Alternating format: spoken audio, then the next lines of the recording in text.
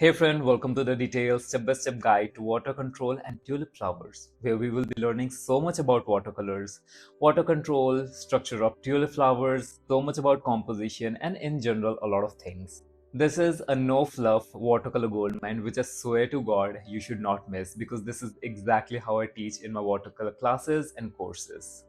This is going to be a long video. I have also included timestamps, so if in case you want to jump from one section to another, which I won't recommend honestly, I have also included list of all the art supplies down in the description. I have also compiled all the guide and notes for you because I want to make it easy for you. I'm not going to waste a lot of time and let's get into the video right now. So I'll start off today's video by explaining you about watercolors, a little bit of basics. So watercolor is basically a transparent medium. So if in case I'm taking this permanent marker and I'm drawing a line, I'm gonna pick up the color, draw a swatch over here on this line. You can clearly see the line peeking through. It depicts that the watercolor is a transparent medium. And we do not add any black or white in order to darken or lighten up the color. We use the tonal value. That's the topic number one. So what is tonal value of a color? It means how lightest and the darkest the color can get by adding or subtracting the color from the mixture. I'm gonna take this permanent rose, which is PV19. I'm going to take a really thick consistency. Thick consistency means very less water and more pigment. I am going to start by painting a swatch. Can you see how saturated this color is? I'm going to dip the brush into the water and I'm just going to start swatching it down. I'm going to dip the brush. I'm adding more water and removing the pigment. Adding more water, removing the pigment. And can you see the color is actually getting light without adding any white color? This is the lightest this color can get because the water that I'm using is also contaminated, and we have a really nice and a smooth gradient from the darkest tone to the lightest tone of this color. And now let's get down to the real business, and it is water control. Water control is basically a subcategory of wet and wet technique. Wet and wet technique looks really nice and easy when we are doing and painting in a bigger area. So basically, if I'm doing bigger washes with bigger brushes like this, right? It looks really nice and easy. But when we are covering smaller areas like flowers, or when we have to paint tulips, which we are going to do today, it gets little complicated. So I'm going to make you imagine a case scenario. So today we will be painting tulip flowers. Just imagine it. We are going to paint this tulip flowers, and if the amount of water while painting this whole scenario is more, can be in any case watercolor paper, brush, or even the mixture, the amount of water is more, it will be very difficult for you to control. More is the water, difficult it is to control.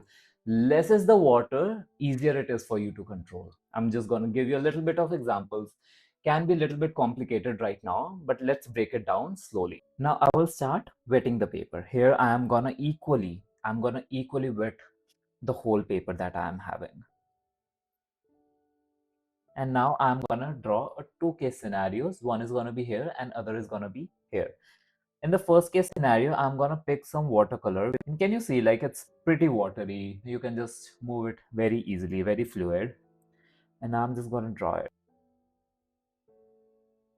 This is the beauty of watercolors. Can you see how beautiful it's just blooming? I'm gonna draw a case scenario number, the same watercolor paper, same amount of water on your watercolor. Just the amount of watercolor in your paint and brush is less. I'm also dabbing it on napkin. So all the excess water is in the napkin now. I'm also gonna dab it again to remove all the excess water in my brush and paint. Draw again. Can you see this case scenario, which is the second, is definitely flowing way less than the first one because the amount of water that I used in the brush and the pigment is less. The amount of water in this case scenario is more. In this case scenario, the amount of water is less in the paint and the brush. So here I am having more control. Here I am having less control. So the in conclusion, more is the water difficult to control, less is the water, easier it is for you to control. So the water can be in three things: watercolor paper, watercolor brush, or the mixture. I'm gonna have the case scenario of watercolor paper now. I'm gonna make two swatches. Again, this is part of eye training. We are training your eyes so you can easily determine if you are having appropriate amount of water for the desired result, the kind of result that you're expecting or you desire. So I'm gonna paint this swatch. I'm basically wetting the paper. And I'm also gonna wet another swatch on the same paper. I'm wetting the paper, making sure the water is equal. Okay, now here can you see the amount of paper in the swatch number one? The water is so much fluid, you can easily just move it here and there. And in the swatch number two, which is this one, it is nice, it's shiny, but it also seems perfect for wet and wet for me. The kind of result I want in the painting that I did, or even in this painting which I did, I'm just gonna create one mixture, which is this one. This is gonna be constant. Now this is the constant thing, right? I'm gonna put one stroke over here, and I'm gonna use the same mixture to have this stroke. Now, can you see which is more easier to control? Of course, I made a stroke only in this much area and it was just flowing up till here. But here, can you see it has exceeded a lot of area and it just bloomed. It has its own perk. It has its own perk. But I will personally prefer this one because I can have more control. So again, amount of water on your watercolor paper will also depict the amount of flow that you are having. Second case, amount of water in your brush. I'm gonna lift some of the paint in the brush, and can you see the brush? It doesn't have any point. You cannot get a point, and when I'm putting a stroke, there is a puddle right here. This is a lot of water in your brush, and especially if you're using natural hair brushes, it is gonna get very difficult for you to control this much amount of water. And can you see the point is way better? The water is less, the point is better, more easier for me to control, and the swatch that I'm having is having way less water as compared to the first swatch. So the amount of water in your brush also determine the control that you are having. The third is your watercolor mixture. So how can we control all three of them? So I did a little bit of eye training for the watercolor paper, a little bit of eye training for the brush, and here a little bit about this. At the end, you can always use a palette and you can mix your mixture and see the amount of water you're having. It is very underrated, but it is very helpful tip. Second thing is you can always dab or use a piece of napkin. Always have one piece of napkin in my one hand and the other in my palette, so it is very handy for me whenever I want to use it. Also, the third point, you do not always have to control the watercolors. Watercolor have a brain of its own. You cannot control it. You can increase the amount of control that you're having, but you cannot fully control watercolors. Let it bleed.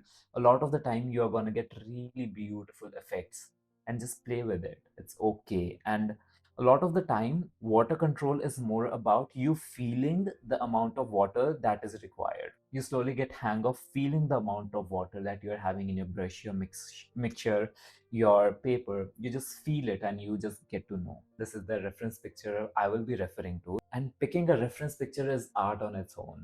So you have to see if you are able to execute the kind of flowers. Here I will be painting in the sketch. Here I will be painting without sketch. I am more used to painting without sketch because my specialty is in loose watercolor flowers. I will be taking red color. I will water it down a lot, less saturation, and I'm just gonna paint this flower. Not gonna worry a lot, just making sure the paint is within the boundary.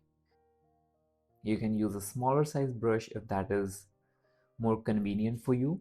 And while this is already wet, I will take a little bit of yellow and will drop to the areas where can see that it is yellow. So here I can see it is a little bit of yellow. Here I can see a little bit of yellow. So I will just drop the yellow color where I feel. I will just analyze the reference picture, see where the things are more darker.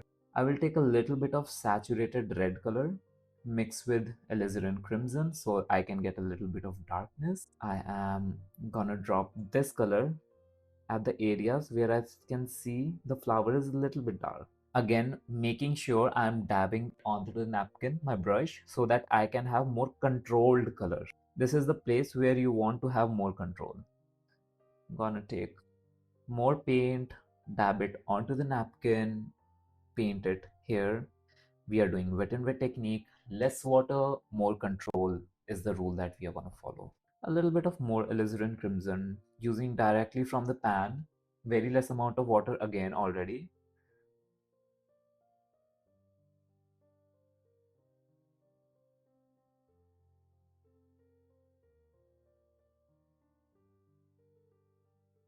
And we will just let it dry now. This is the base layer. We did basically two layers. First is the overall structure where we filled it with the red color and then we dropped the color where it was yellow and darker, and now we will let it dry.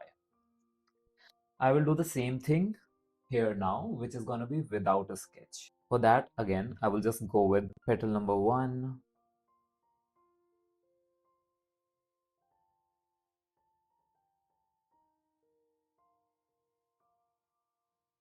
All right, so I'm gonna start from the bottom. I can see just here.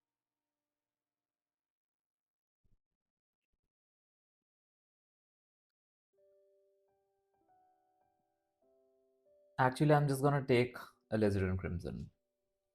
I'm gonna add a little, the darkest color, which is right here, just like this. And I'm also gonna add a little bit of darkness here to separate the top petal with the body.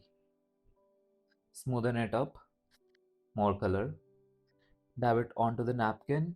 And can you see how my brush is light? It's kind of flat and pointed. Now I'm gonna use dry brush technique.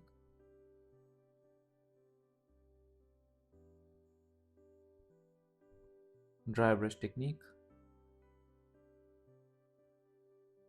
I'll take just alizarin crimson onto the tip.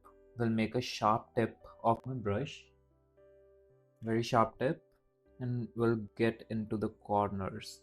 Into the corners.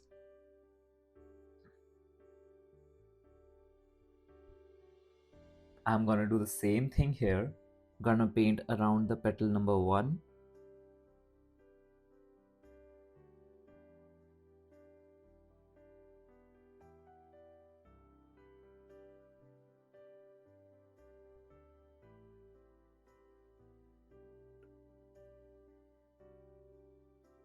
I will be having another stroke running from the top to the bottom.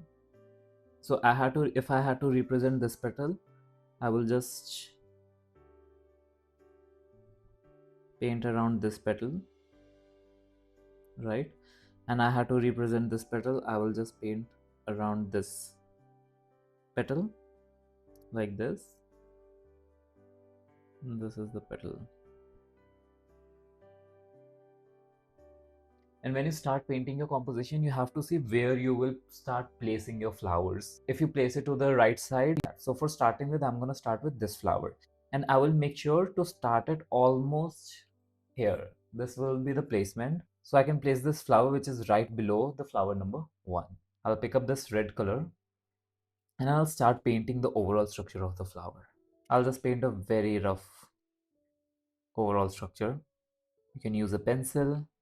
All the sketches are in your notes and guide, so make sure to get it. Also size your flowers, basically how big or small the flowers should be according to the paper size and how comfortable you are. So this is the overall structure of the flower. I'll take a little bit of yellow and I'll just drop at the areas, mix with a little bit of alizarin crimson to add to the places where I need a little bit of saturation or darkness. And I'll do this step for all of the flowers that I want to paint. And also just make sure that you're following the axis of the flower. This is the axis of flower. A little bit of space. I'm gonna take a little bit of yellow while I'm painting the lower end of the flower. Yep. And I'm also gonna paint a little bit of yellow here. And then that one bumpy petal at the top of the flower. and then this circular bottom. I'm gonna take alizarin crimson, mix with red color, dabbing it on the napkin because I need a little bit of control, dropping where I need the darker tones, a little bit here too, and maybe just one or two strokes. And I'm gonna repeat the same step with the flower number 3. I'm being very intentional with what I'm doing.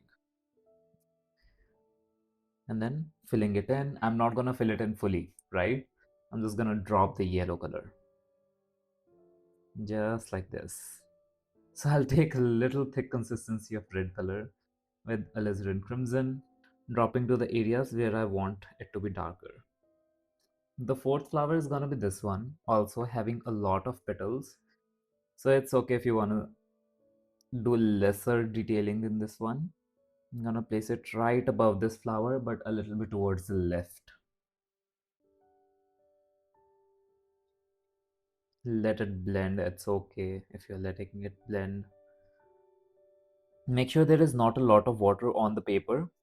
Use a dry brush to lift up that water. I will take thick consistency, darker red color and dropping where I need it. You can also do negative painting, just mapping out where your petals should be. And the last one is this one. This is the easiest one.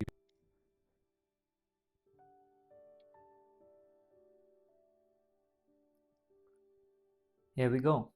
Again, there was a lot of water here. So what I did, I dabbed my brush onto the napkin, lifted up the water. It will definitely lighten up the color, but it's okay. You also need a lot of control. And now I will take a little bit of darker color of alizarin crimson mixed with the red, and I will do a little bit of wet and bit negative painting. Now I'll start with detailing the flower. Also, at the same time, just see all of these flowers are just coming back to the center of the paper. That's one thing that you need to take note of. Dabbing it onto the palette, I need saturation. And also I'm doing wet and dry technique, layering and detailing. So I'm just gonna start with the negative painting of this petal. I'm just gonna lighten up it a little. It's really, really dark.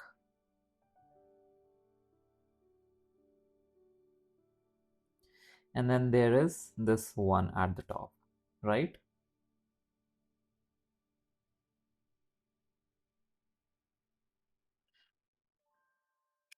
I will take a little bit of dry color, dab it onto the napkin, and I will start painting these strokes. It is little wet. I will prefer a little bit more dry, little bit more pigment, less water, and start painting strokes.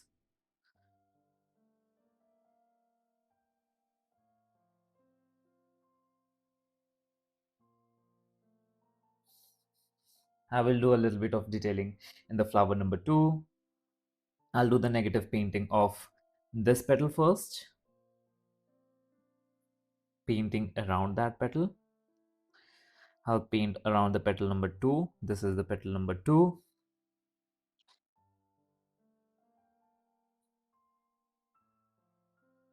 And I'm also gonna define this petal.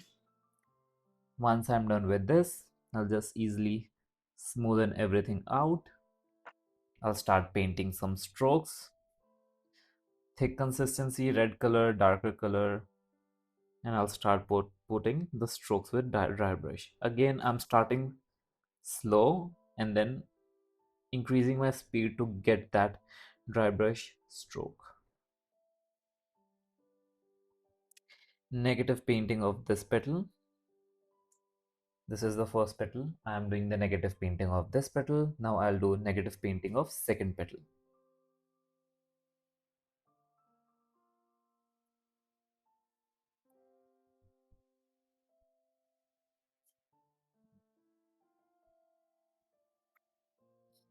I'll actually smoothen up it. Smoothen up, basically I'm using clean water to remove the hard edges. And I'll paint these strokes with dry brush technique.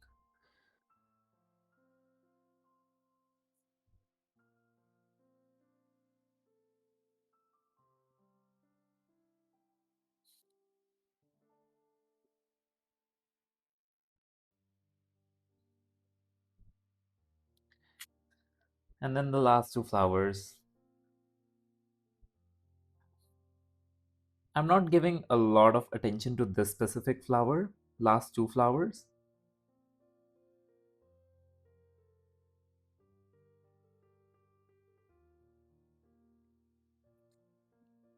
See here, I just was putting some stroke and I'm good. I really don't want to do more. And here I can just leave it how it is. It's already looking really good. I really don't want to bother it a lot. I can just maximum if I have to do, I'll use the dry brush technique for adding those like two strokes like this, like something like this. I'm not going to do.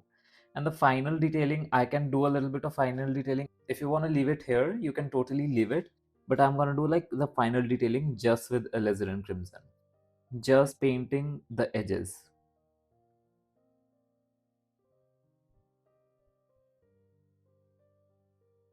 I can just paint one or two strokes right here, one or two strokes right here.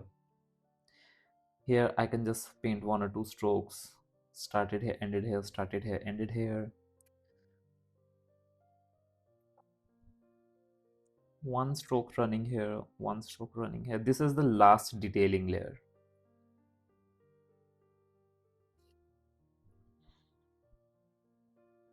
Detailing the most darkest parts of the painting.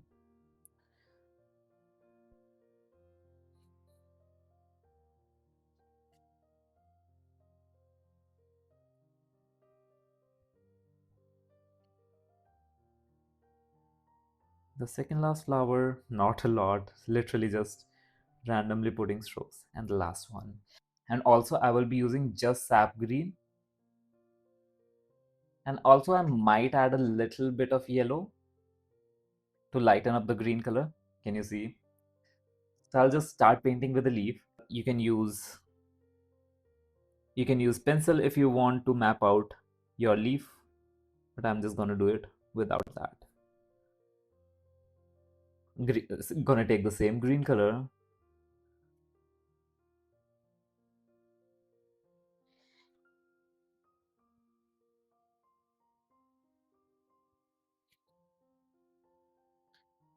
fix it while the paper is wet.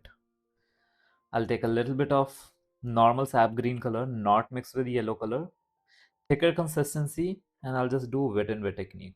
A little bit of more thicker green color actually.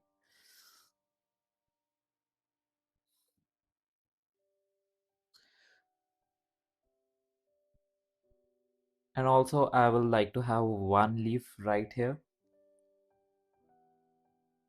I'm gonna take a little bit of sap green mixed with perylene green and paint one or two darker strokes. Just one leaf placed right over here, not fully hiding behind the flower, just a little bit hiding behind the flower. I can have another one just crossing it right here, can be a little thicker. You can also fix the flower by painting over the flowers.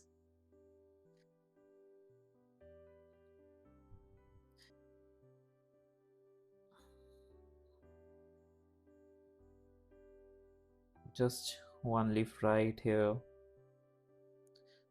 but making sure all of the leaves are coming down to like this section. Don't make it like too broad. Put some detailing strokes while the leaves are wet. Place it, lock it into the position, and paint the stem. It start from here, continue behind the flower like this. I'm gonna take the same thing.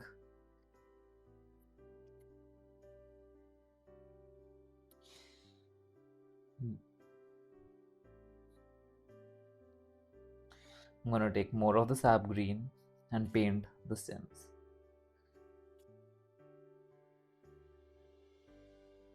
I can place one smaller leaf right here.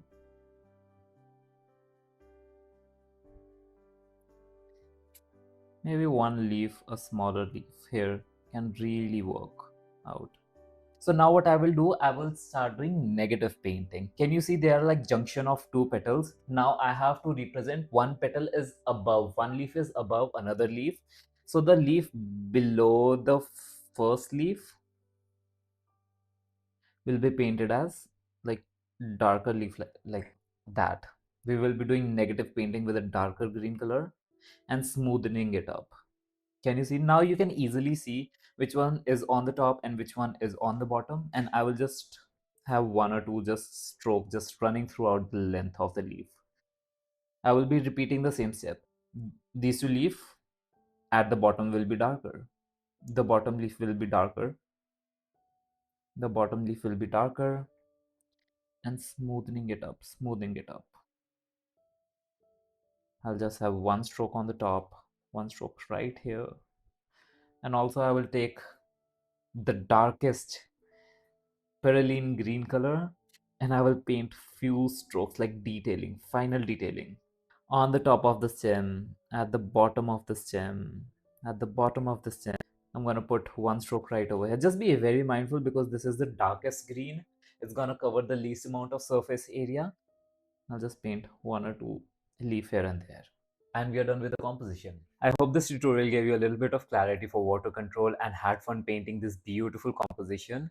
You can download the list of art supplies and guide notes down in the description. There is link, you can easily download them. Don't forget subscribing to my YouTube channel and make sure to tag me on social media whenever you're gonna post this artwork. I'm genuinely really excited to see your artwork. I love you guys so much and see you guys in the next video. Peace.